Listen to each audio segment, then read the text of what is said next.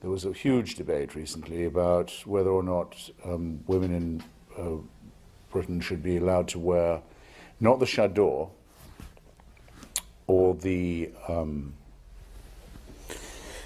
just the scarf, the headscarf, but the all-enveloping veil, which only allows a slit of this kind.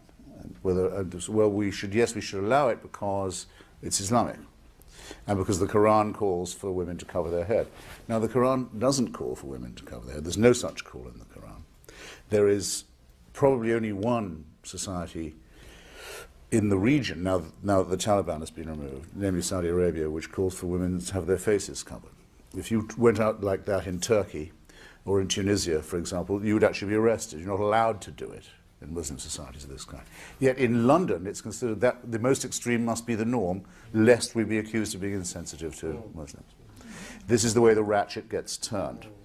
An elected member of the Netherlands Parliament, a man called Geert Wilders, was recently arrested and deported at London Airport and sent back to Amsterdam because he'd made a film criticizing the Islamization of Holland, which is being a campaign of violence, including the murder of Theo van Gogh, a descendant of the great painter who'd made a film about the oppression of Muslim women in Amsterdam.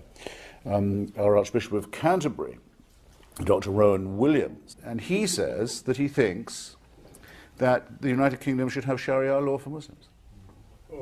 No Muslim had demanded this. No Muslim imam had yet felt strong enough to dare demand that there be Sharia law in Britain. But the Archbishop of Canterbury says, well, let's make nice. Let's give it to them before they ask for it. Let's cry before we're hurt. Let's concede before it's even been demanded. This is a civilizational question to me, and it must be resisted. And I actually, when I arrived in Atlanta, I turned on the TV, CNN, and the first person I saw was actually Christopher.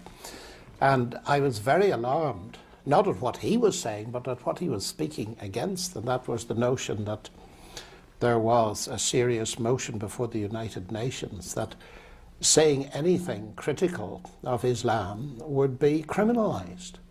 And that's the end of free speech, and it's very dangerous. Well, perhaps you want to comment on that, because I think you're probably much more astute observer of it than I am. The United Nations non-binding, so far non-binding resolution, which is carried now for 3 years, and was carried again this week, sponsored by Pakistan, a country for which we pay. It isn't really even a country, barely even a state. It's a construct of Muslim partitionism carved out of the body of India. It wants to tell us what we can say and what we can think in our own country. And it says that we mustn't ever use the word Islam in any sentence that includes the words violation of human rights, for example. Now this is in the week when the government of Pakistan has handed over to the Taliban its most fertile valley, this valley of Swat, 100 miles from the capital, Islamabad, and said, you can run this valley, militarily and legally. You can have Sharia law, and you are the police and the enforcers of it. And you can close all the girls' schools. But we can't say that your religion is anything to do with the violation of human rights. It's preposterous. Your point about the one-way street is very well made, if I may say so. There are madrasas within 50 miles of where I live in Washington, in Virginia. There are Saudi paid-for schools that preach violent anti-Semitism, hatred of the Shia Muslims. Remember, don't ever forget, they hate other Muslims too. Of Hindus, of Christians and Crusaders, and of course of atheists. So they've got me, what, 3 times, I suppose, in this field of fire. And don't worry, it's coming to a place near you. The Qurans that are given out in our prison system to Muslim prisoners by Muslim chaplains, paid for by Saudi Arabia, are Qurans written to the Wahhabi tune. They're not just your everyday Quran, they're the Qurans that the Wahhabis want you to read, containing direct incitement. They've been given out with taxpayers' money in the prison system. Militias are forming. Next you'll have militias of this kind with their own chaplains within the United States Armed Forces. Are you ready for that? Are you ready to have Wahhabi preachers in the US Armed Forces? You better get ready for it, unless you're going to take the James Madison view that there shouldn't be any chaplains in the US Armed Forces to begin with, or in the prison system. People want to pray, you can't stop them. But we cannot have state-subsidized prayer. We cannot have state-subsidized preachers or chaplains. Give it up, or give it to your deadliest enemy and pay for the rope that will choke you. This is very urgent business, ladies and gentlemen, I beseech you. resist it while you still can, and before the right to complain is taken away from you, which will be the next thing. You will be told you can't complain because you're Islamophobic. The term is already being introduced into the culture as if it was an accusation of race hatred, for example, or bigotry, whereas it's only the objection to the preachings of a very extreme and absolutist religion. Watch out for these symptoms. They are not just symptoms of surrender, very often ecumenically offered to you by men of God in other robes, Christian and Jewish and smarmy ecumenical. These are the ones who will hold open the gates for the barbarians. The barbarians never take a city till someone holds the gates open for them. And it's your own preachers who will do it for you, and your own multicultural authorities who will do it for you. Resist it while you can. And if you wonder what will happen if you don't, look and see how a cricket team in Middlesex in England had to change its name by force last week, because it was called, and had been for years, the Middlesex Crusaders. Look and see how stories about little pigs can't be taught to children in English schools anymore, lest offence be taken by the religion of peace.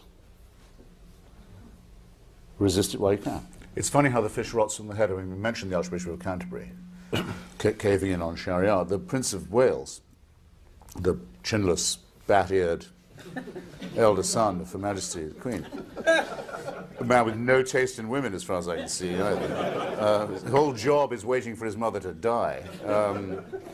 Will, when Her Majesty's heart ceases to beat, will at that instant become head of the state, head of the armed forces, and head of the church. Of faiths. This is what you get if you found a national church on the family values of Henry VIII. But it's not as only we that. did, and he says that he wants to be not just head of the Church of England, but head of all faiths.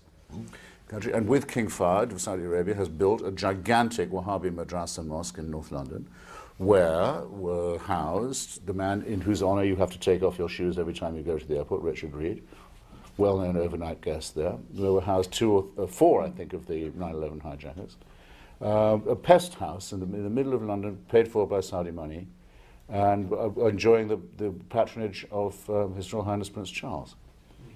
It's a trahison, a very high-level trahison by those whose responsibility it is to safeguard and to uphold what we used to think were the same values. That they've sold them out in an attempt to show how friendly to Islam they can be.